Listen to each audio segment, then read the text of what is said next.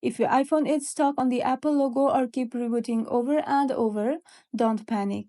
Here's how to fix it without losing your data. First of all, try a force restart. This is the easiest fix and often works. Quickly press and release volume up, then volume down. And press and hold the side button until the Apple logo disappears and comes back. Next, use recovery mode and you will need a computer for this part.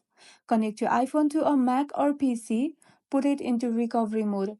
Quickly press and release volume up, volume down and hold the side button until you see the cable and the computer icon.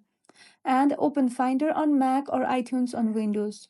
When prompted, choose Update. This keeps your data. It reinstalls the iOS without deleting anything. After that, use a third party repair tool. If recovery mode doesn't work, try tools like iBoot or Doctor Phone Repair.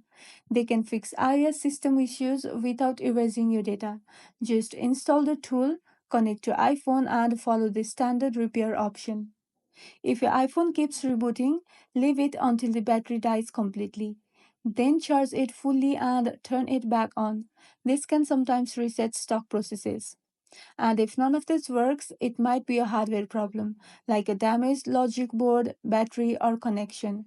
In that case, contact Apple support or visit a repair center. And that's all. If this video was helpful, don't forget to like and subscribe for more iPhone tips and tricks. Thank you for watching.